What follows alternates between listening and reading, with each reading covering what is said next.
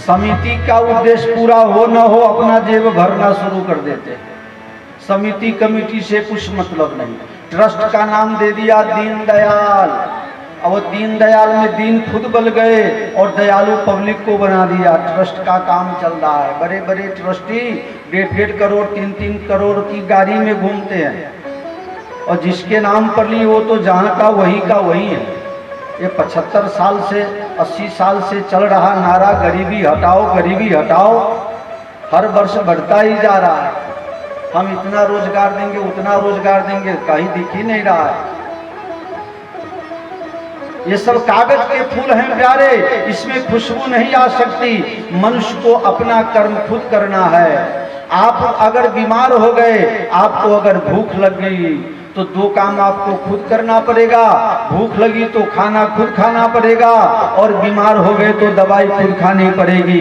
आपके बदले आपके तरफ से न कोई खाना खाएगा और न कोई दवाई लेगा। इसलिए आपको खुद ही आगे बढ़ना है। आप भला तो जग भला। आप में कुछ बात होगी तभी आपकी कहीं कुछ बात होगी अच्छी, बाकी बुरी तो सबकी होती है। ऐसे अर्थ अमित आखर अति थोरे सुगम अगम मृदु मंजु कठोरे।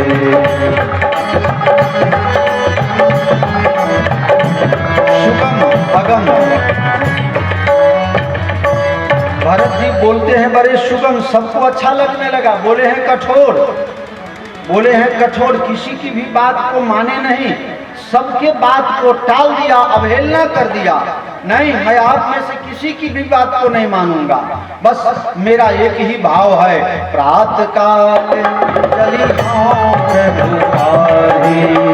बस सुबह सूर्योदय होने के साथ नहीं हम सब लोग चित्रकूट की तरफ जाएंगे। और मैं खुला निमंत्रण सबको देता हूं, मैं अकेले नहीं जाना चाहता, मुझे तो जाना ही जाना है। अगर आप लोगों की भी इच्छा हो तो आप लोग भी तैयार हो जाना। भरत जी ने किसी की बात मानी नहीं, कठोरता के साथ सबके बात को काट लिया, लेकिन फिर भी सबके मन को भा गए। ये कठोर होते हुए भी मृदुल हैं और मृदुल होते हुए भी कठोर हैं। मृदु इतने हैं कि कठोर से कठोर बात भी मृदुलता से कहते हैं, और मृदु इतने हैं, कितने मृदुल हैं कि कौशल्या माता भी चाह रही है। कौशल्या माता जी ने चित्रकूट में एक बात राजा जनक से बताई, राजा जनक की पत्नी सुनैना जी से बताई, हे सखी, अब दोनों कुल दोनों परिवार में सबसे बड़ा अगर कोई है तो महाराज जनक है, क्योंकि दशरथ जी भगवान के धाम में चले गए। तो जब एकांत हो तो हे महारानी सुनैना, राजा जनक जी से कहना राम वनवास में रहे अयोध्या में जाए मुझे कोई फर्क नहीं पड़ता, लेकिन बार बार मुझे महाराज दशरथ कहा करते थे, बार बार मोहि कहो महीपा भरती समझिए कुल दीपा। भरत जी कौन है तो कुल के दीपक हैं। अगर पवन जोर से चल जावे, हवा जोर से चल जावे तो दीपक बुझ जाता है। भरत हमारा कुल दीपक है, ये कुल दीपक बुझ न जाए। महाराज जनक से कहना ऐसा कोई प्रयत्न कर। कितने कितने कोमल हैं, जोर से थोड़ा हवा चल जाए तो भरत जी बुझ जाते हैं। तो सुनैना जी ने कहा, आप कह रहे हो कि भरत जी कुल दीपक हैं, तो क्या राम जी कुल दीपक नहीं है? बोले नहीं, राम जी कुल दीपक नहीं है। तो बोले वो क्या है? बोले तहाँ राम रघुवंश मणि। राम जी कौन है? रघुवंश मणि। मणि कितना भी तूफान आ जाए लेकिन मणि का प्रकाश कभी, अरे उतना तो क्या डिम भी नहीं होता है। और दीपक थोड़ा सा हल्का सा पवन का झोंका आ जावे तो दीपक बुझ जाता है। इसलिए कौशल्या माता ने शर्त दिया कि भरत से ज्यादा कोमल और कोई हो नहीं सकता। मृदु, कितने मृदु हैं, कितने मृदुल हैं। मां कौशल्या पैरवी कर रही है कि मेरे भरत के मन की बात करना। अर्थ अमित आखर अति मोरे सुगम अगम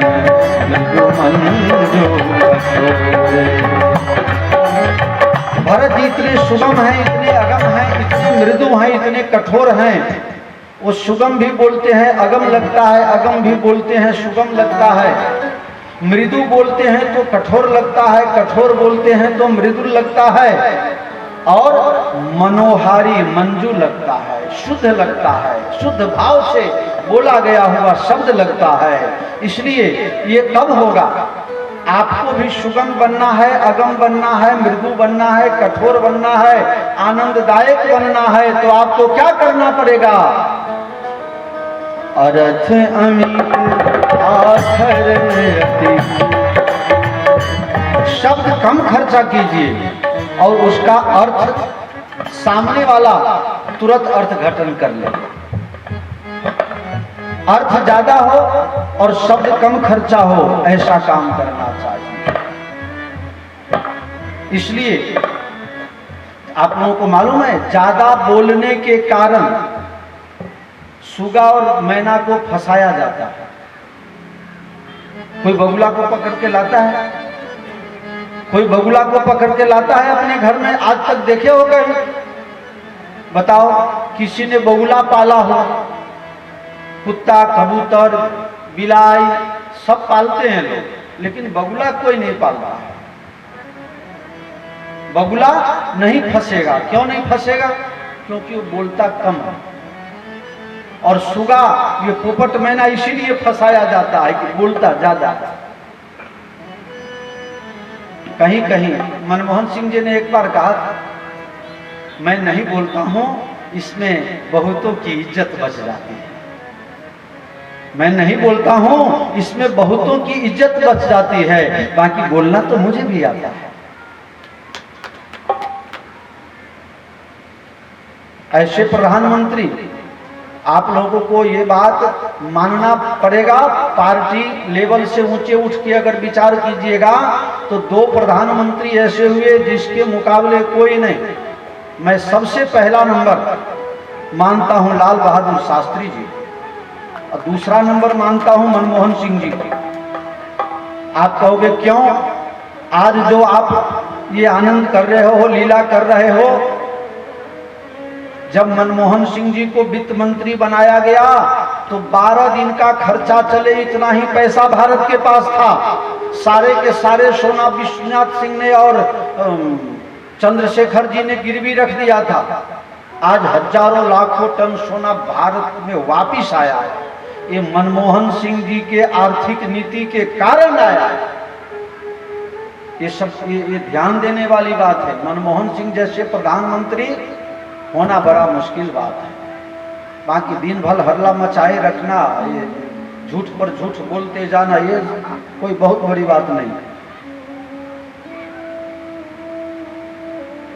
समय का साथ है तो समय को पहचान करके, समय बीत जाने के बाद आपका कीमत घट न जावे, ऐसा समय अभी व्यतीत करो कि आगामी समय में आप इस पद पर हो न हो, लेकिन आपकी कमी आपको नहीं, पद की कमी आपको नहीं खलनी चाहिए, आपकी कमी उस पद को खलनी चाहिए। ऐसा जीवन होना चाहिए नेताओं का, या सार्वजनिक कोई भी व्यक्ति। नेता का मतलब ऐसा नहीं कि उसमें राजीव जी, विक्रम जी या खुशबू जी या जो भी छोटे बड़े हैं, नेता में ऐसी कोई बात नहीं है। घर के नेता को भी ऐसा रहना चाहिए कि ऐसा न कि बुढ़वा मर जाए तो ठीक, ये बुढ़वा है तही घर में परेशानी। घर के नेता को भी ऐसा होना चाहिए कि उनके मरने के बाद वर्षों तक उनकी कमी महसूस हो। जैसे अभी महसूस होती है कि रामशीष बाबा थोड़ा दिन और रह गए होते तो क्या मालूम क्या से क्या कर दिए होते। और मैंने देखा है, आप लोगों ने भी अनुभव किया है, महापुरुष थोड़े समय के लिए आते हैं, चाहे विवेकानंद जी हो, चाहे शंकराचार्य जी हो, चाहे हमारे रामशीष बाबा। रामशीष बाबा भी तो 50-55 साल में ही गुजर गए, कहाँ ज्यादा दिन। तो आप ऐसा निशान छोड़ के जाइए कि आपके पद चिन्हों को याद करके भी लोग आगे बढ़ने में सहायता प्राप्त। आज एक स्कूल बन गया, विद्यालय बन गया, कॉलेज बन गया, तो कितने लोग यहाँ से पढ़ के आगे गए। मैंने कल भी एक बात कही थी, आज भी मैं बड़ी विनम्रता से कह रहा हूँ कि आप सब लोग जितने भी सक्षम लोग हो, समर्थ लोग हो, पैसा वाले लोग हो, सब लोग कम से कम एक गरीब का बेटा या बेटी दत्तक ले लो कि कम से कम इसको हम कॉलेज तक पढ़ाएंगे। अगर उसमें टैलेंट ज्यादा है तो उसके पीछे ज्यादा से ज्यादा इन्वेस्ट करो, नहीं तो कम से कम 12वां पास तो सबको करा ही दो। जब तक लोग शिक्षित नहीं होगा तब तक इस यहाँ से ये अंधविश्वास दूर नहीं होगा। ये भगत और भगतई जो है ये सब यही कारण है।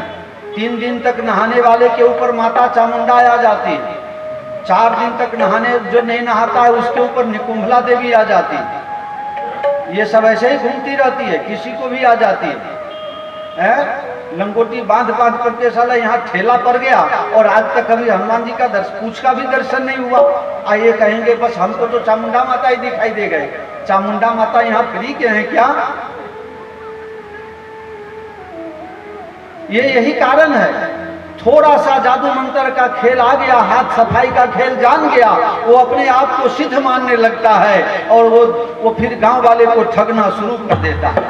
मंगलवार के है तब माता जी के दर्शन होते। मंगलवार तक माता जी अमेरिका गए छथिन की 1 सेकेंड भी वो अपने भक्त से अलग नहीं रहती है। वो मंगलवार को क्यों आएगी, वो रविवार को क्यों आएगी? सरकारी छुट्टी चल रहा है क्या? वो भी सरकारी छुट्टी का लाभ ले रही है क्या? ये सब इसी कारण से है क्योंकि पढ़ाई का विकास नहीं हुआ। आप विचार कीजिए, आपके गांव में स्कूल बनाने में, विद्यालय बनाने में उस समय कितनी विपरीत परिस्थितियां थी। न लोगों के पास धन था, न सामाजिक परिस्थिति थी, न शासन का सहयोग था। ऐसे समय में हमारे बुजुर्गों ने मिल करके ये शैक्षणिक संस्थाओं का विकास किया। क्यों किया? क्योंकि उनको पता, वो सब ईश्वर के अवतार थे, वो लोग सामान्य पुरुष नहीं थे। उन लोगों को 50, 100, 200 साल बाद पहले की समझ जाते थे, क्या होने वाला है पहले समझ जाते थे। मेरा बेटा पढ़ेगा नहीं तो बढ़ेगा नहीं। इसलिए ये ऐसे नहीं होता है। निगाहें प्यार करती है, तड़पना दिल को होता है, ये उसी का काम है जो खुद बर्बाद होता है, तब जाकर के खेल बनता है भाई, ऐसे नहीं होता है। इसलिए इसका हम लोगों को, आप लोगों को तो स्ट्रक्चर तैयार है, इसको सजाना है, संभालना है, धक्का मार के आगे बढ़ाना है। पहले गांव में साइकिल से आना हो तो आरी जितना रास्ता था, अभी तो 4 पहिया लेके सीधे उड़ जाते हो 25 मिनट में मुजफ्फरपुर। इतना विकास हो गया है। लेकिन वास्तव में बात यह है कि शिक्षा के साथ साथ संस्कार पोषित हो, ऐसी भी पढ़ाई होनी चाहिए। ये समाज में होगी। जब आप अपने बेटे को समाज का बेटा समझोगे, समाज के व्यक्ति को कुछ कहने का अधिकार रहेगा, तब संभव है। लेकिन अगर आप मास्टर के ऊपर ही 51,000 रुपया का जुर्माना ठोक दो, हमारे बेटा को मारा क्यों, तो तेरा बेटा नहीं पढ़ेगा। आज अगर मास्टर को दंड करते हो, जुर्माना करते हो, तो वही बेटा तुमको ओल्ड हाउस भरत जी, अर्थ अमित, बोलना उतना है, बोलने से ज्यादा काम करना है। अर्थ अमित, आखर अति थोड़े, कम शब्दों में ज्यादा पेश किया जाए, ये भरत जी का भाव है। तो एक चौपाई और लंबा चल सकता है, लेकिन इतना ही से अपना जो कथा क्रम है उसको भी लेना है। कल जहां से कथा छोड़े थे, फिर चामुंडा नाना विधि नाचे गावे। भट कपाल कर ताल बजावही चामुंडा नाना विधि नाच।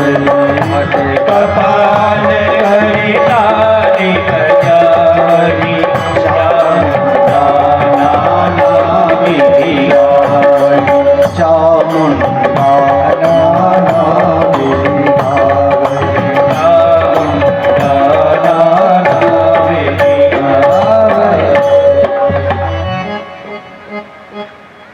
चामुंडा गाती है।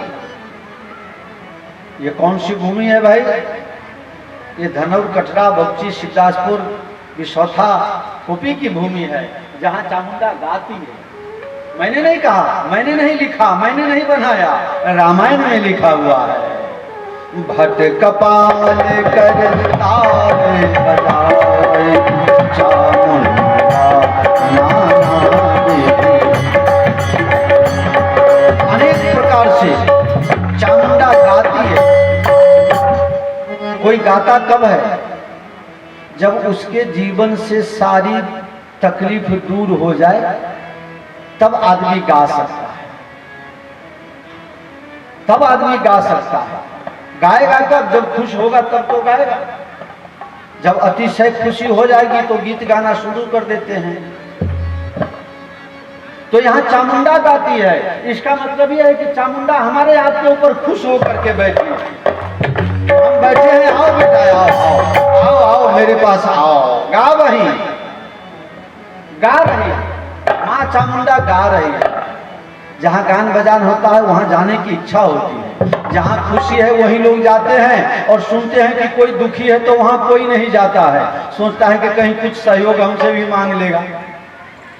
जहाँ दुख है वहाँ कोई नहीं जाता है। जहाँ सुख है वहीं सब जाता है। और जहाँ सुख है वहीं से किसी को सुख मिल सकता है। इसलिए चामुंडा गा रही है, चामुंडा नाना विधि गा, नाना विधि अनेक प्रकार से गा रही है। गाने में बड़ी समर्थ है मेरी माँ चामुंडा।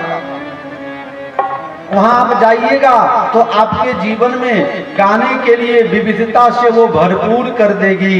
इसलिए माँ चामुंडा का दर्शन आज हम लोग गए झंडा फहराने के लिए। कटरा गए, धनौर आए, फिर बगची गए, फिर लौटे। तो जुगनू बाबू से कहा, जुगनू बाबू माता जी का दर्शन भी करा। जुगनू बाबू कहे हाँ चलिए, हम चल रहे हैं। तो माता जी का दर्शन भी हो गया। मैंने पूछा, माता जी मजे में हो ना? बोली हाँ मजे में, तू आ गया तो और मजा आ गया। मैंने कहा क्यों? अब मेरा नाम तो तू गाओगे ना? ना गाएंगे, रोज गाएंगे। भट कपाल कर ताल नाना देवी गा, भट कपाल कर ताल बजावही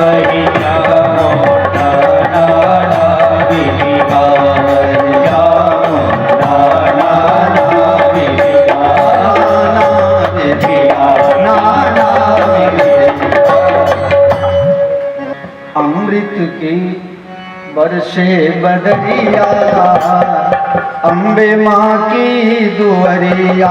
अमृत की बरसे बदरिया, अम्बे माँ की दुअरिया, बरसे बदरिया, अम्बे माँ की दुअरिया। बोलो आदि शक्ति माँ जगदम्बे की, चामुंडा मात की जय। आप चामुंडा माता का दर्शन करने जाते हैं तो किसका किसका दर्शन मुफ्त में हो जाता है? सारे देवता माँ के। इस दुनिया में बाप के बिना बेटा पैदा हो सकता है, लेकिन माँ के बिना बेटा पैदा, बच्चा बाप के बिना हो सकता है लेकिन माँ के बिना। माँ चाहिए। और दुनिया में सबसे कम अक्षर का कोई शब्द हो तो वो माँ शब्द से बड़ा बन सकता है। माँ के गोद में बैठ करके कथा करना और सुनना, जहाँ ब्रह्मा विष्णु का वास है, जहाँ त्रिवेणी संगम है, जहाँ इतने अच्छे अच्छे लोग का प्रादुर्भाव हुआ। आज सुबह में, कल राहुल जी उद्घाटन करवा दीजिए कि बस आप माल्यार्पण करते रहिए। तो कल बाबा को माला पहनाए और आज नेताजी कहे बेनीपुरी जी को माला पहना दीजिए। वाह! राम वृक्ष बेनीपुरी की दूसरे को, वाह क्या बात। ये सब अगर न होते, सबने अपने अपनी आहुति दी है, तब जा करके हम आप स्वतंत्र हुए। इन सबकी आहुति है, शब्दों के द्वारा, तन मन और धन के द्वारा इन लोगों ने आहुति दी है। तब जाकर के हम आप आज खुला श्वास ले रहे हैं, नहीं तो शायद श्वास लेने का भी टैक्स चुकाना पड़ता। ये बड़ी सिद्ध भूमि है जहां मां गा रही है। आप सब अपने अपने स्तर से विचार कर लीजिए, किसी के घर में मां कब गाती है? अपने अपने घर की परिकल्पना करो, दूर मत जाओ, अपने अपने घर में देख लो कि मां कब गाती है। बेटा रोते रहेगा तब, घर वाला बीमार होगा तब,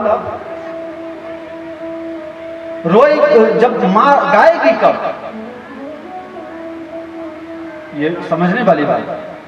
ये चौपाई आपसे पूछ रहा है, मैं नहीं पूछ रहा हूं। चौपाई यहां चामुंडा गा रही है। मां तभी गाती है जब अपने बच्चों को खुश देखती है।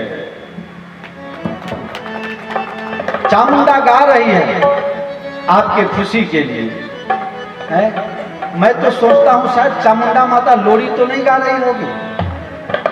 मेरे बच्चे को जरा नींद आ जाए, मेरे बच्चे को आराम मिल जाए, विश्राम मिल जाए, इसलिए मां क्या गाती होगी? लोरी गाती होगी। सो जा राजकुमारी, ये बहुत पुराना है, साइकिल जी का गाया है। नहीं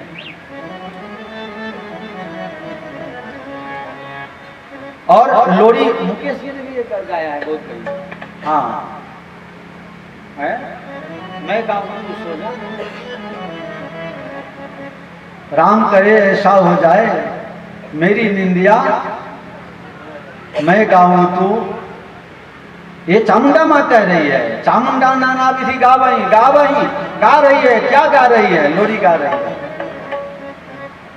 आरे निंदिया है, जशोदा हरि पाले में झुलावे।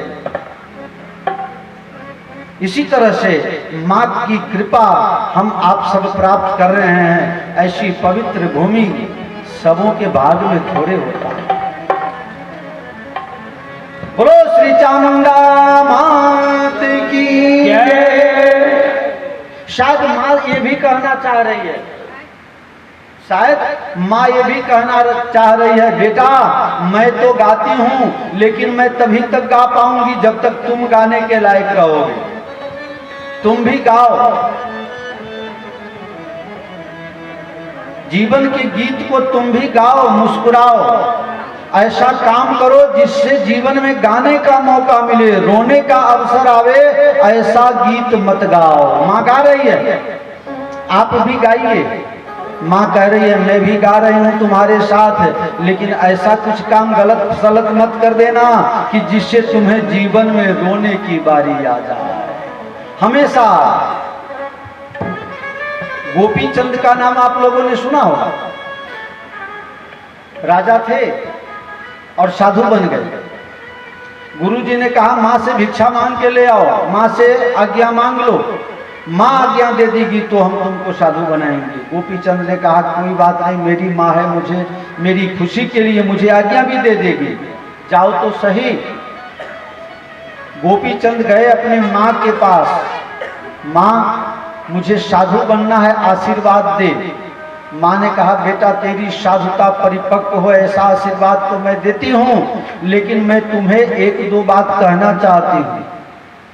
साधु बनना तो कभी सादा नहीं खाना। साधु बनो तो हमेशा शुद्ध घी का बना हुआ, देसी घी का बना हुआ मालपुआ खाओ, पूरी खाओ, कचौड़ी खाओ, खूब एक नंबर का रसगुल्ला खाओ, स्पंज वाला सुधा से मंगा करके। नेताजी 2-4 किलो मंगवाओ यार, बटवाओ, अगले बार काम में आएगा सब। और क्या,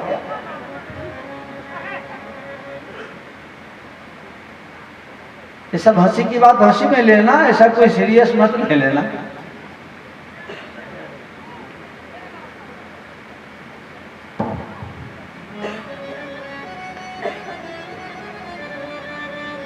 मैं भूल गया हूं क्या क्या चर्चा कर रहे थे।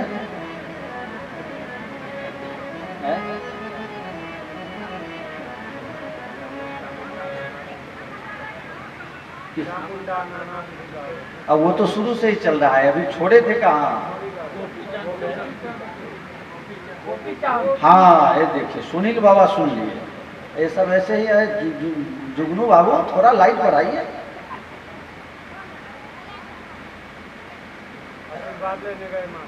हाँ बेटा जब भी खाओ तो बढ़िया बढ़िया माल खाओ,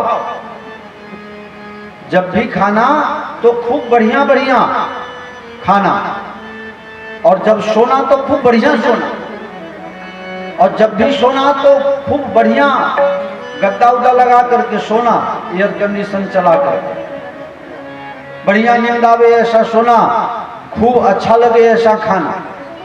गोपी चंद ने कहा माँ तू ये मेरे साथ मजाक कर रही हो क्या? साधु का जीवन कैसा होता है, कभी घृत घना, कभी मुट्ठी चना, कभी वो भी बना, ये साधु का जीवन होता है। और हम लोग को तो महीना में कम से कम 4 जगह तो जाना ही होता है, कभी 3 कभी 4, कभी 3 कभी 4, तो सब जगह एक जैसा भोजन, एक जैसी व्यवस्था, एक जैसी गाड़ी, सब तो मिलना नहीं। हम लोग तो बैलगाड़ी में भी गए हैं और हवाई जहाज में भी गए हैं। हमारा जन्म ऐसे समय में हुआ कि पुराना लाभ भी मिला और नया लाभ भी मिल रहा। तो चामुंडा नाना विधि गावई, गोपी चंद को माँ ने कहा बेटा खाना तो बढ़िया बढ़िया खाना, सोना तो खूब बढ़िया से सोना। माँ साधु जीवन में ये सब संभव नहीं है। बोले संभव है, मेरी बात समझो। तू जिस गुरु के पास जा करके दीक्षा ले रहे हो, वो तुम्हारे गुरुजी भी मेरे पास से ही सीख के गए हुए हैं। हाँ मेरे कहने का अर्थ समझो बेटा, बिना भूख का कभी खाना ना। जब अतिशय भूख लग जाए तब खाना, तो कच्चा पक्का जैसा तैसा जो मिल जाएगा वही अच्छा लगेगा। बहुत भूख लगे तब खाना, बिना भूख का खाना नहीं, बिना गला का गाना नहीं, बिना हल्दी की कढ़ी नहीं, और बिना महंत की कोई मढ़ी नहीं। ये सब बनाया हुआ है। इसलिए अच्छा खाना, बढ़िया खाना कहने का मतलब ये है कि इतना मेहनत करना कि खूब बढ़िया से भूख लगे, और जब बढ़िया से भूख लगे तो फिर कच्चा और पक्का जो भी खाओ सब पच जाता है। पचाने की गोली किनको खानी पड़ती है? जो लोग हराम के खाते हैं, हाँ उनको पचाने की गोली खानी पड़ती है। देखो मजदूर लोगों को जो माथे पर माटी रोड किनारे खोदने का काम करते हैं, उनके बच्चे बबूल के पेड़ में बांधा हुआ है, उसी में लटक रहा है झूल रहा है, और ये सब काम। आधा किलो गुड़ खा जाए तो कुछ नहीं होता है, 50 ग्राम डंडी बापू नहीं खा सकते, तुरंत 400 डायबिटीज हो जाएगा। यही परेशानी। जब खूब भूख लगे तब खाना, और जब खूब नींद आवे तब सोना। ढोल नगारा बज रहा है और आपको नींद आ रही है। आई उमेश बाबा यहाँ गाए, हम वहां जग गए। क्यों उमेश बाबा? आप गाए थे ना, जाग मुसाफिर भोर भये, 4 बजे ना गाए थे? कितने बजे गाए थे?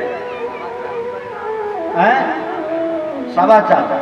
हाँ मैं जग गया था तब तो सुन रहा था। 5 बजे तो राहुल जी आए थे हमारे रूम में। क्यों राहुल?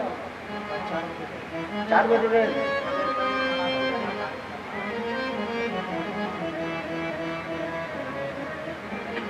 एक दिन साजन की नगरिया सबको जानो के पर, एक दिन साजन की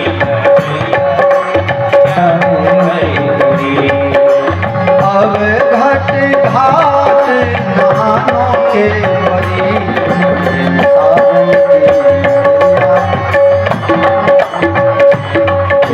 साजन की नगरिया सबको जानो के।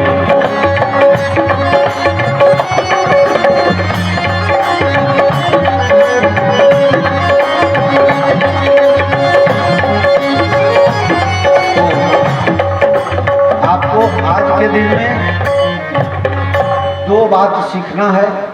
एक, बोलना है कम अक्षर से सामने वाले को ज्यादा समझाना है। और सुनना है कम, समझना है ज्यादा। लेकिन पॉजिटिव भी पॉजिटिव याद रखना, उल्टा पुल्टा मत समझना।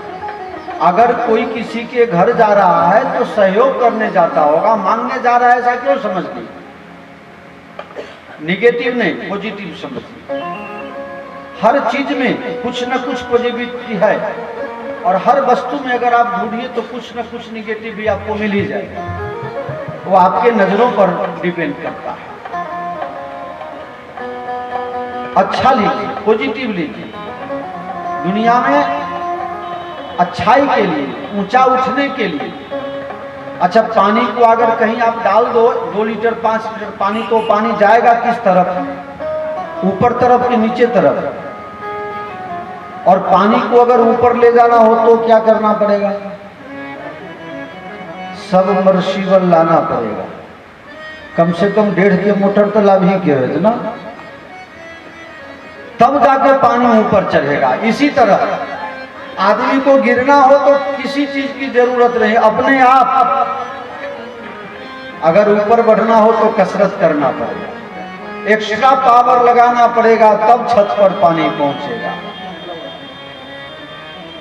इसलिए भजन करने के लिए आपको प्रयास करना पड़ता है। कुसंग तो हर जगह प्राप्त है। बोलना कम है, समझाना ज्यादा है, और सुनना कम है, समझना ज्यादा है। और ये वाणी का जो मितव्ययी हो जाता है, वो कम बोलता है तो लोग ज्यादा सुनता है, और ज्यादा बोलने वाले की बात सुनी जाती है कम। जो चाहे वो अच्छा ही बोलता हो, लेकिन ज्यादा बोलेगा तो सामने वाला सुनना बंद हो जाता है, लोग उब जाता है, मुंह घुमा लेता है। आज परिस्थिति ये है कि हम सुनना चाहते ही नहीं, हम सुनना चाहते ही नहीं है। नेताजी का फोन आया कल सुबह में। क्यों नेताजी? कल की परसों? कल सुबह में, बापूजी सुने हैं आप धनौर में आ रहे हैं। मैंने कहा आपकी ऊंचाई बहुत ऊंची हो गई, बहुत बड़े हो गए, तो आपको नीचे दिखाई नहीं देगा, हम लोग नीचे आस लगाए हुए हैं। अटल बिहारी वाजपेयी जी ने कहा था, परवरदिगार आलम इतनी ऊंचाई मत देना, न अपनों से मिल सकूं, न गैरों से गले लगा सकूं। देखा कीजिए, आप सुन कैसे लिए नेताजी? बड़े दुख की बात हो गई। आप सिर्फ सुने। आपके गांव में हम बैठे हैं तो आपको तो सबसे पहले फोन करना चाहिए था कि बापूजी आप आ रहे हैं तो आपकी क्या व्यवस्था की जाए, आपके लिए मैं क्या कर सकता हूं। तो आप सुने, देखे नहीं। जरा कृपा दृष्टि रखो यार, गरीब साधु में मर जाऊंगा। ठीक, अब आगे से देखना, सुनो भले नहीं लेकिन देखते रहना।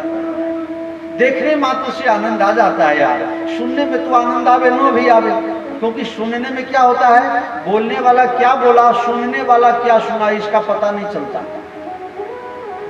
तो अब आप मेरी सुनो या ना सुनो, लेकिन मेरे तरफ देखते रहना। ठीक है?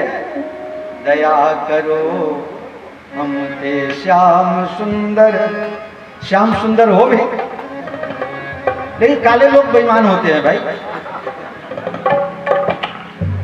काले लोग बेईमान होते हैं। देखो भगवान श्री कृष्ण काले थे, जन्म लिया उस मां को छोड़ दिया, पाला उस मां को छोड़ दिया, प्रेम किया उस गोपी को छोड़ दिया, गुरु आश्रम गए तो गुरु माता पिता गुरु बंधुओं को छोड़ दिया, सुदामा जी को ऐसा छोड़ दिया, बेचारे को खाने का ठिकाना नहीं रहा। और जब मिलने भी आए तो धोती भी एक नहीं दिया, बदलवाया, ऐसे ही के वैसे ही भेज दिया। काले लोग यार।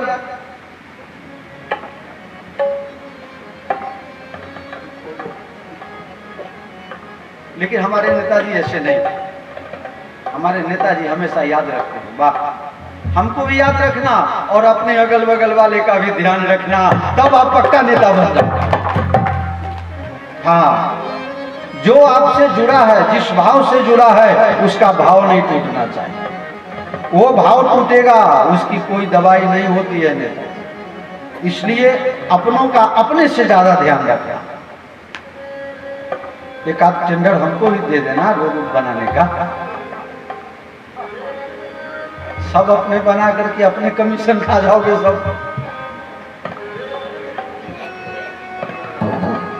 चलिए आइए, कल की कथा जहां छोड़े थे वहां से प्रारंभ करते हैं। आज तो आपको दो बात बताए, बोलना कम सुनना ज्यादा। बोलना कम सुनना ज्यादा। अर्थ अमित आखर अति मंगल में सुखकारी, मंगल में सुखकारी, आरती तेरी करे जय शिव शक्ति हरि। शिव और शक्ति जब दुनिया में कोई भी पुरुष और कोई भी स्त्री नहीं था, शिव महापुराण में इसकी विस्तार पूर्वक चर्चा है। भगवान शंकर ने विचार किया, मैं अकेले क्या आनंद करूंगा, तो अपने बाएं भाग से मां को, शक्ति को उत्पन्न किया। फिर ब्रह्मा जी को उत्पन्न किया। ब्रह्मा जी ने कहा मेरा क्या काम, बोले सृष्टि का विस्तार करो। ब्रह्मा जी ने कहा यह काम मैं कैसे करूंगा, बोले करो मेरे आशीर्वाद से हो जाएगा, तपस्या करो। तपस्या करने लगे। ब्रह्मा जी ने अपने मन से बेटा बेटी पैदा करना शुरू किया, लेकिन इससे सृष्टि का विकास नहीं हो रहा था। ब्रह्मा जी ने कहा हे शंकर भगवान, मैं तो थक गया हूं। आपने जिस तेजी से काम करने को कहा था, उस गति से काम आगे बढ़ नहीं रहा। शंकर भगवान ने कहा मेरी तरफ देखो। जब ब्रह्मा जी ने शंकर जी की तरफ देखा तो देखा इनका तो एक ही शरीर में दो स्वरूप, आधा में शिव है, आधा में शक्ति, आधा में पुरुष, आधा में स्त्री। बोलो अर्धनारीश्वर भगवान की जय। बोले बस हमारे इसी स्वरूप का अनुसंधान करो। पुरुष स्वरूप का अनुसंधान किया तो मनु महाराज पैदा हो गए, और स्त्री स्वरूप का अनुसंधान किया तो शत्रुपा माता पैदा हो गई। बोलो मनु शत्रुपा महाराज की। तब से मैथुनी सृष्टि का प्रारंभ हुआ, तब से प्रारंभ हुआ। लेकिन वो शिव और शक्ति अलग अलग थे और यहाँ आकर के एक हो गए, और त्रिवेणी संगम पर आकर के एक तरफ हम एक तरफ। ये दोनों दो तरफ क्यों है भाई, एक तरफ क्यों नहीं रहते हैं? मैंने पूछा आज सुबह चामुंडा माता से, आप भगवान भोलेनाथ से बहुत झगड़ा उगड़ा हो गया है, साथ में नहीं रहते हैं? आपको भी राजीव जी जैसे हो गया है क्या? बहन जी स्कूल में आई है नेतागिरी में, न घर के न घाट के, न आपके न बाप के। क्या हुआ आपको? माता जी से हम पूछे, माता जी आप इस पार, भोलेनाथ उस पार, आप दोनों में झगड़ा है तो मैं समझौता करवाऊं? बोले इसमें तुम्हारा काम नहीं, ये सांसारिक बात है, तुम तो फक्कर बाबा हो, तो तुम्हें ये झगड़ा का पता नहीं चलेगा। हमारा झगड़ा नहीं है, ये हमारे दोनों का बहुत प्रेम है और समझौता है। मैंने कहा क्या समझौता है मैया बताओ, क्या समझौता है आपका? बोले देखिए मैं इस पार और महादेव उस पार, अब बीच में बह रही है गंगा जी। अगर मेरा कोई बेटा नहाने वहाने आएगा, अगर कोई डूबने उबने लगेगा तो एक तरफ से महादेव दौड़ेंगे और एक तरफ से मैं दौड़ूंगी, और बेटा को उठा करके और डूबने नहीं दूंगी। इसलिए हम दोनों तरफ से अपने बच्चा का ख्याल रख रहे हैं। चामुंडा नाना विधि गावा, ये माँ की करुणा है, वात्सल्यता है। और आज ही मुझे बताया कि आज ही कि कोई राहुल जी के कोई मित्र थे या कौन थे पता नहीं, वो डूब रहे थे। तिलक यादव, बिलट राय, कौन थे बिलट राय, कहाँ के थे? अच्छा, वो डूब रहे थे तो किसने बचाया भाई? किसने बचाया? डूब गए कि बच गए? बच गए आप ही? अच्छा बताइए। ये राहुल जी थोड़े बताए, राहुल जी को लगता है मैं बचा लिया।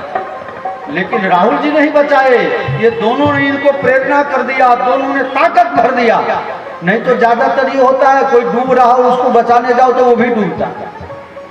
हाँ, लेकिन ये भी बच गए और वो भी बच गए। इसका कारण है दोनों तरफ से शिव और शक्ति की कृपा प्राप्त हो गई। बोलो श्री हनुमान जी महाराज की, चामुंडा मात की, हरेश्वर नाथ बाबा की। इसलिए मैंने कहा मैया तो ये नदी में डूबते हुए कोई बचाती हो और किसी को नहीं बचाती हो? बोले हाँ, जो मेरे शरण में आता है उसको ये नदी तो क्या, उसको तो भवसागर में भी मैं डूबने नहीं देती, उसको तो भवसागर से भी पार कर देती हूँ। इसलिए शिव और शक्ति का सानिध्य प्राप्त कीजिए और उनको जो अच्छा न लगे वो काम आप मत कीजिए। नेताजी टाइम हो गया, चलिए फिर कल जैसे हो जाएगा। तो ये शिव और शक्ति से सुरक्षित स्थान है। इसलिए मेरे प्यारे, मेरी मां चामुंडा को, बाबा धनेश्वर नाथ को, आपके पूर्वजों को, आपके बुजुर्गों को जो काम अच्छा न लगे, योग्य न हो, ऐसा काम आप जीवन में न करने का संकल्प कर लेना। तो आपके जीवन में जो भी तकलीफ है वो मां चामुंडा जरूर दूर कर देगी। लेकिन ऐसा कहने से बार बार मां मेरा अच्छा करो और घर पर जाकर के कुछ खाओ कुछ पियो, तो फिर नैया पार नहीं लग सकती है। भरद्वाज मुनि बसहि प्रयागा, भरद्वाज मुनि बसहि प्रयागा, भरद्वाज मुनि बसहि प्रयागा, भरद्वाज मुनि बसहि प्रयागा, तिन्हि राम पद अति अनुरागा, राम पद अति अनुरागा, तापस समदम दया, तापस समदम दया निधाना, परमारथ पद परम सुजाना, परमारथ पद परम सुजाना,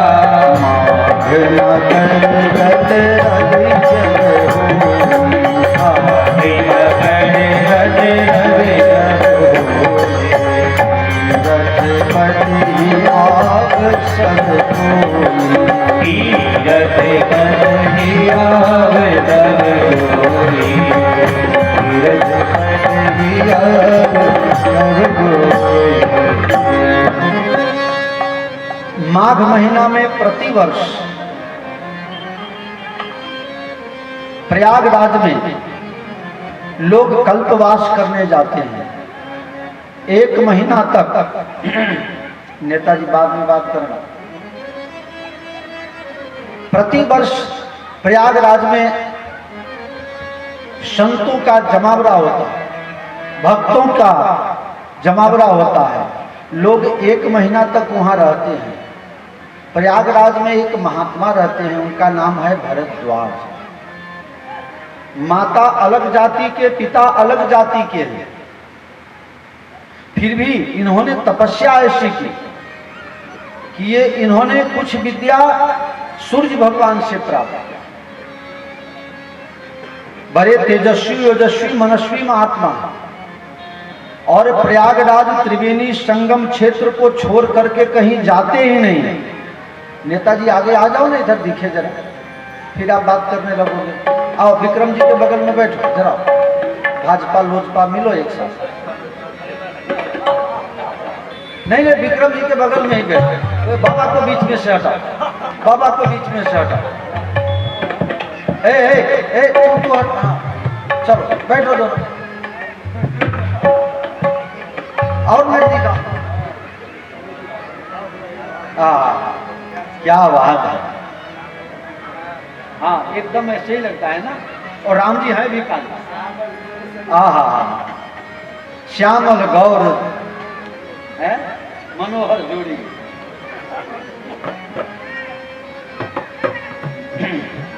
देखिए काला बनने में फायदा है। एक कवि था काला, किसी ने छेड़ दिया भाई आपका रूप अच्छा नहीं है।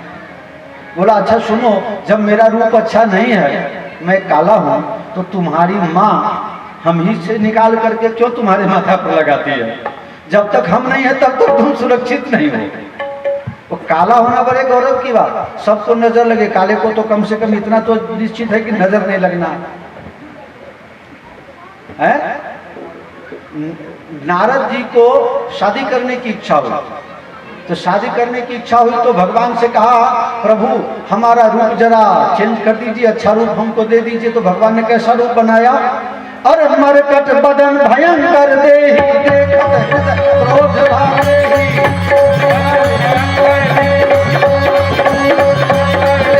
मरकट बदन भयंकर देहि देखत हृदय क्रोध भावेहि।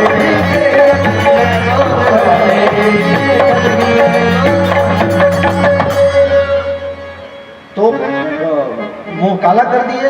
इसके बाद जब भगवान वनवास में गए तो पंपा सरोवर के किनारे नारद जी मिलने गए।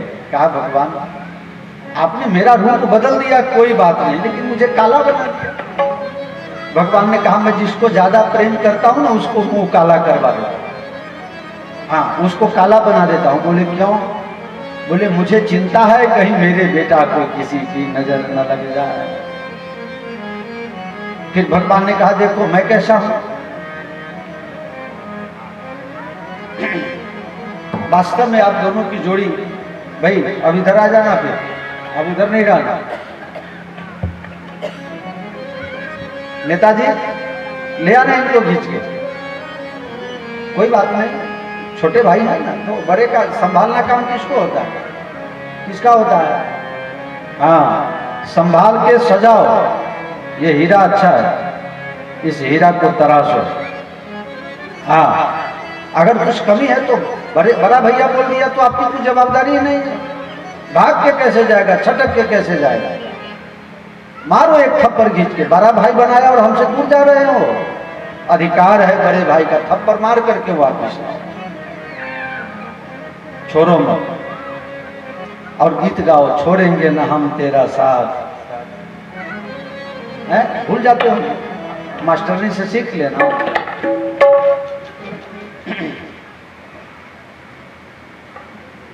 भरद्वाज मुनि बसहि प्रयागा, भरद्वाज मुनि बसहि प्रयागा, राम पद अति अनुरागा, तापस समदम दया निधारा, तापस समदम दया निधारा, परमारथ पथ परम उदारा, परमारथ परम उदारा, मग मकर गत रवि जब होए,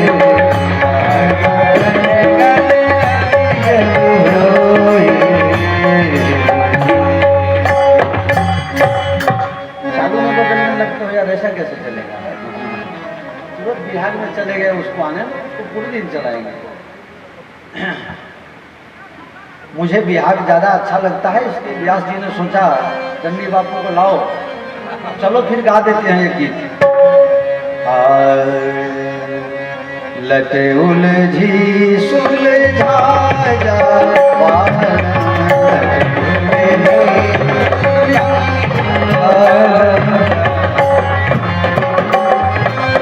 हाथ में मोरे में दिलगी है, हाथ में मोरे लगी है, लटे उलझी सुलझा बाल में,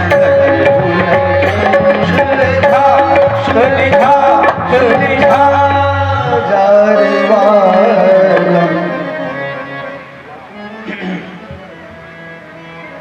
भरद्वाज मुनि बसहि प्रयागा, प्रयागराज में भरद्वाज जी रहते हैं। माँ अलग जाति के, पिता अलग जाति के, बेटा वर्ण शंकर हो गया, लेकिन तप में ताकत है। साधना जो करेगा वो फल पाएगा। न इस जाति के न उस जाति के, फिर भी इन्होंने अपने तप के प्रभाव से ब्रह्मा जी तक को राजी कर दिया। सूर्य भगवान से भी जो कुछ विद्या बाकी थी उनसे सीख ली, लेकिन ये त्रिवेणी संगम छोड़ के कहीं जाते नहीं। इन्होंने सोचा सारे दुनिया को लोग यहाँ आते हैं तो मैं कहीं क्यों जाऊं। आप लोगों के जानकारी के लिए बता दूं, सारे दुनिया में जितने भी तीर्थ हैं सभी तीर्थों का राजा प्रयागराज है, सभी तीर्थों का गुरु पुष्कर है, सभी तीर्थों में श्रेष्ठ नैमिषारण्य है। 4 धाम द्वारका, बद्रीनाथ, जगन्नाथपुरी और रामेश्वरम, ये 4 धाम है। वृंदावन को श्री धाम कहा जाता है। सब धाम में धाम लिखा जाता है और वृंदावन में श्री धाम लिखा जाता है, लेकिन सबसे बड़ा अयोध्या पुरी चौमस्तके अवध धाम धामाधिपति।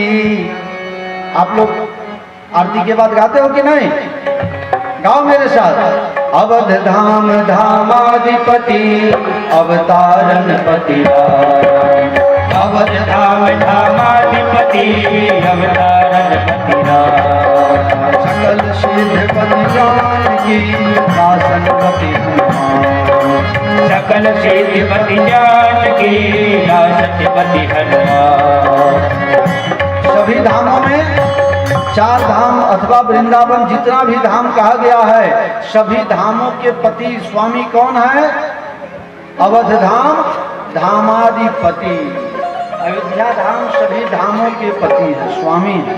अर्थात सभी धामों में गिनती नहीं है अयोध्या धाम को, ये तो धामों के भी राजा। अवध धाम धामाधिपति अवतारण पति राम, अवतारा बहव संति, अनेकों अवतार हुए, लेकिन श्री राम अवतार से श्रेष्ठ और कोई अवतार नहीं। मेरे प्यारे, पूरे विश्व में भारत जैसा कोई देश नहीं, पूरे देश में बिहार जैसा कोई प्रदेश नहीं। आप लोग ये गीत गाते थे, मुझे ज्यादा आता नहीं है क्योंकि मैं तो 14 साल की अवस्था में गांव छोड़ा, तो ज्यादातर बाहर रहा हूं, लेकिन मैं सुना था तब आकाशवाणी में ये गीत आता था। जब वो खुरखुर बाबा या टुनटुन दाई वाली 1 घंटा का प्रोग्राम आता था 6:30 से 7:30, 10-10 मिनट पर एक गीत उसमें आता था। उस गीत में सुने हुए थे, अपन बिहार छै सबके गुरु द्वार दे बहिना, सोना साना भारत देश।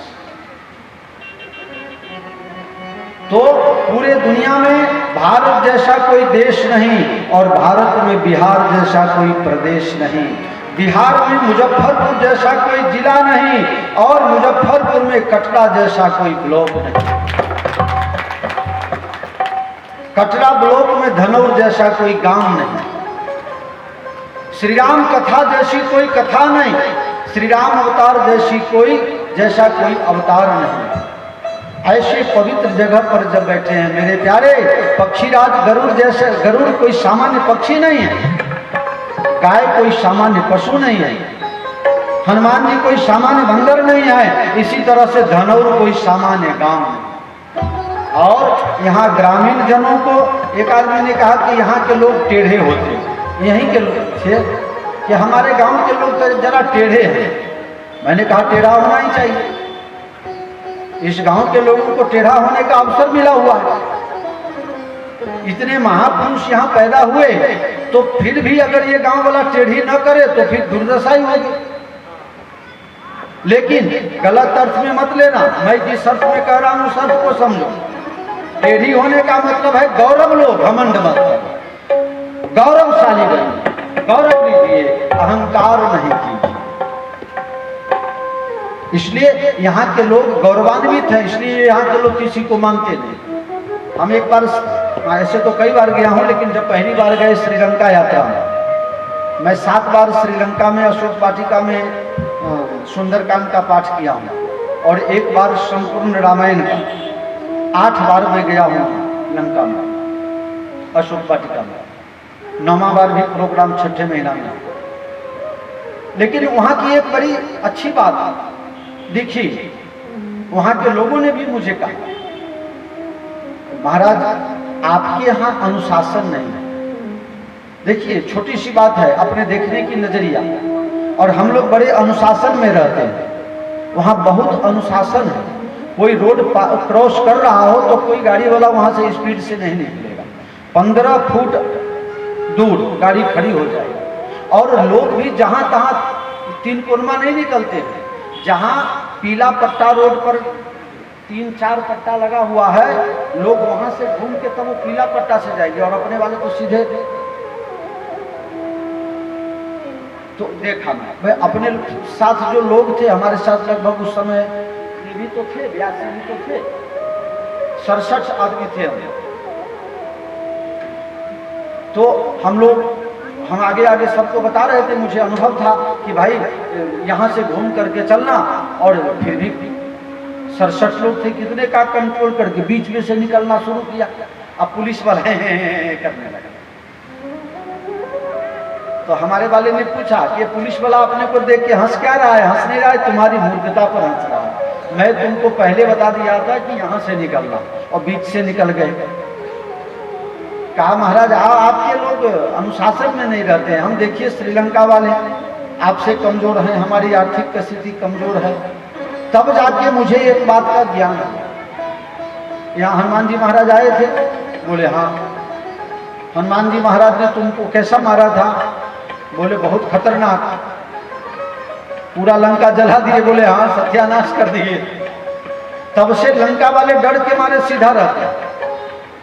अब भारत वाले, हमारे पास हनुमान जी हैं, हम राम जी वाले हैं, हम कृष्ण जी वाले हैं, तो ऐसे फूल करके मनमानी करते रहते हैं। वही बात आज मैं बता रहा हूँ, धनम वाले इसलिए मनमानी करते हैं। हमारे यहाँ रामाशीष बाबू हुए, हमारे यहाँ हाई स्कूल हुआ, हमारे यहाँ कॉलेज हुआ, हमारे यहाँ बेसिक स्कूल हुआ, हमारे यहाँ गर्ल हाई स्कूल हुआ, सब के सब कुछ तो ये गांव वाले पचा के बैठे हुए हैं।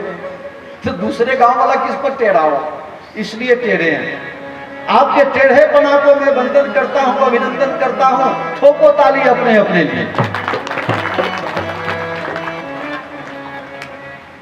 टेढ़ेपना में भी मजा है। देखो हमारे कृष्ण भगवान कितने टेढ़े हैं, लेकिन पूरी दुनिया मानती है ना, तो टेढ़ापना भी कहीं अच्छा होता है। टेढ़ापना वहां कीजिए जहां जरूरत है। किसी गरीब को सताने के लिए टेढ़ापना का उपयोग मत करो। जिसकी दुआ से आप आबाद हो सकते हो, उसकी बद्दुआ कभी मत लेना, क्योंकि दुआ और बद्दुआ दोनों ऐसी वस्तु है। दुआ से आदमी महान भी बन सकता है, तो बद्दुआ से धूल में भी मिल सकता है। दुआ अगर न भी मिले तो चले, लेकिन बद्दुआ से हमेशा सावधान रहना पड़ेगा। और याद रखना, कुछ भी करोगे, मैंने अभी एक गीत का लाइन सुनाया था आपको, एक दिन साजन की नगरिया सबको जान के, एक दिन साजन की नगरिया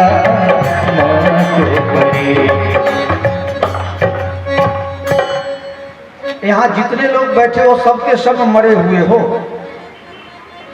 बुरा लग गया ना आपको? सबके सब मरे हुए हो। कोई 40%, कोई 50%, कोई 70%। वाह भाई वाह। इस गांव में विक्रम बाबू बनाए हो कि नहीं करा? इस गांव में भी हो।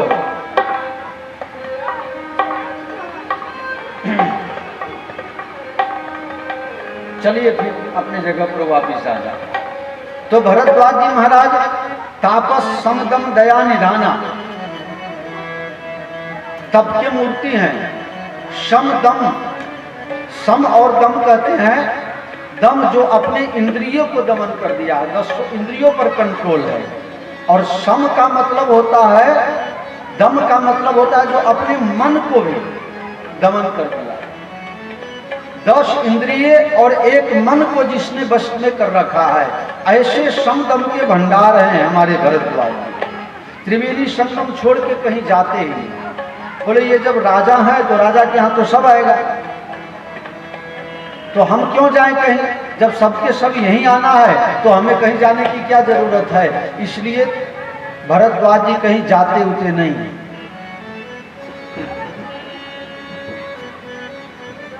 जब माघ महीना में सूर्य भगवान मकर राशि में प्रवेश करते हैं, अभी वही चल रहा है लगभग उसी तरफ हम लोग उत्तरायण तरफ बढ़ रहे हैं। और उत्तरायण तो हो गया 14 जनवरी के दिन, 15 जनवरी के दिन सूर्य भगवान मकर राशि में प्रवेश करते हैं। उसको हम लोग मकर संक्रांति मनाते हैं।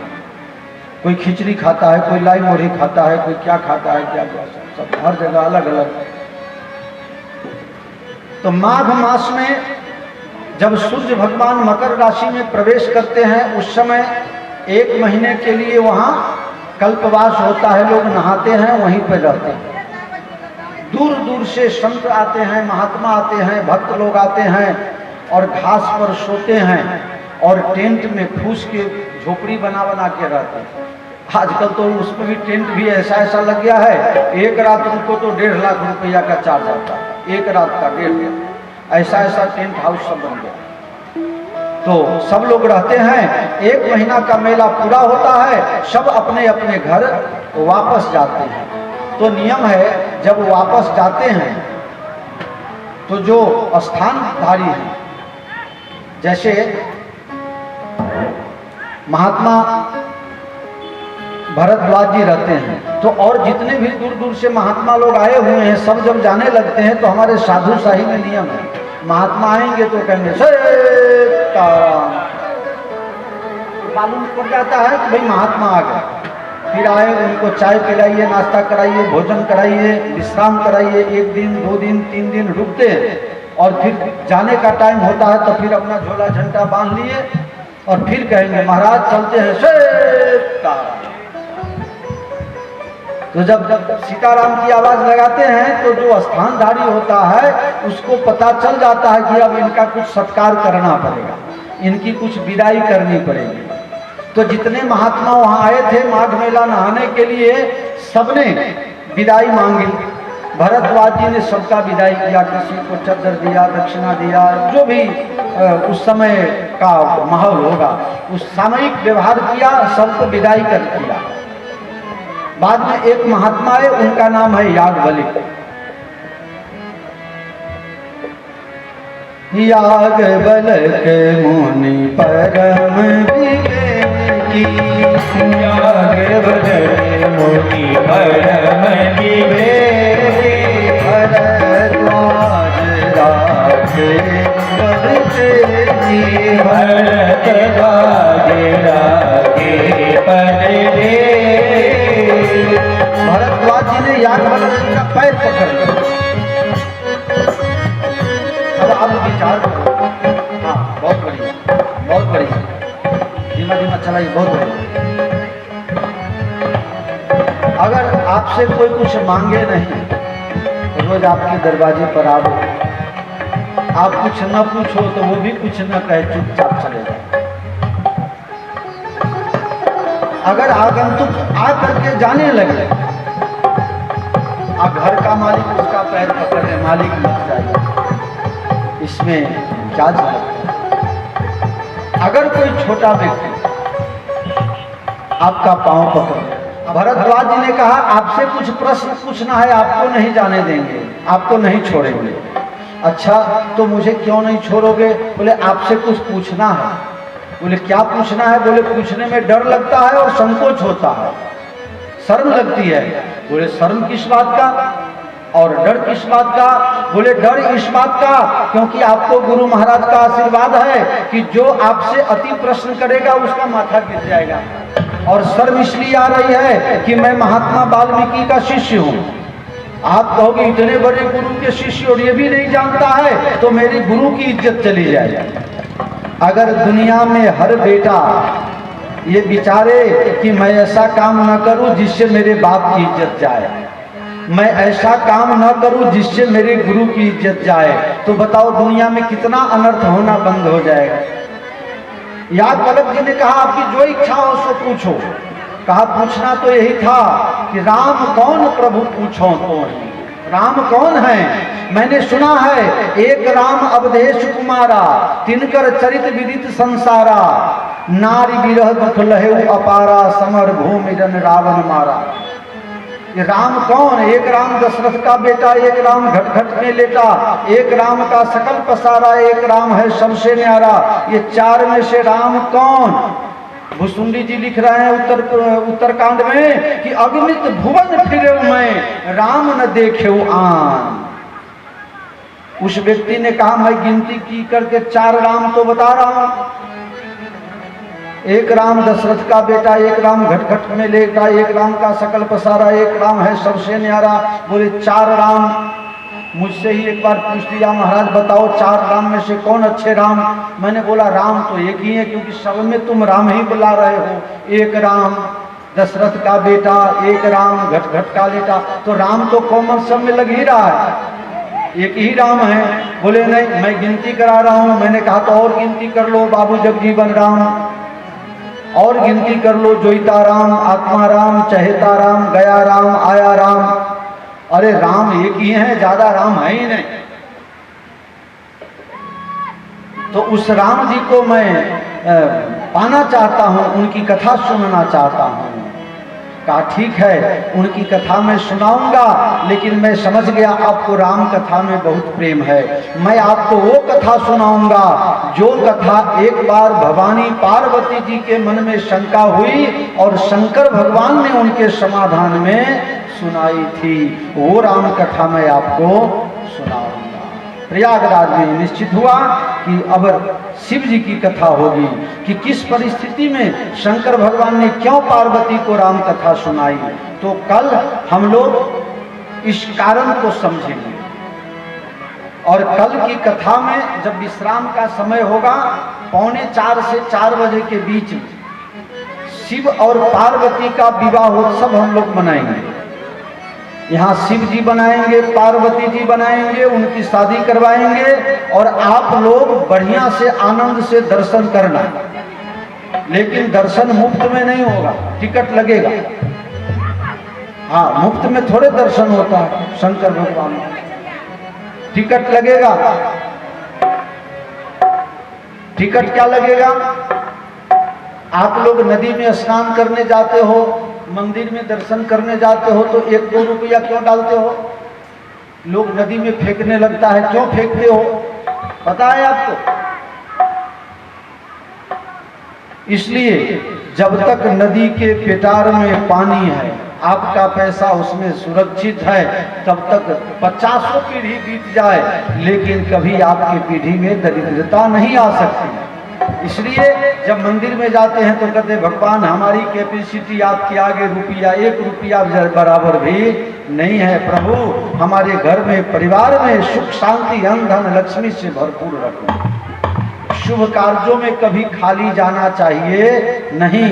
जो खाली जाएगा वो खाली आ जाएगा, जो कुछ लेके जाएगा वो कुछ लेके आएगा।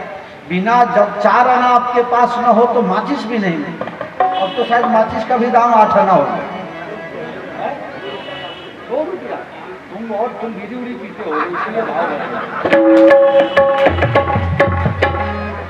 ये बीड़ी सिगरेट पीने वाले ने भाव बढ़ा दिया।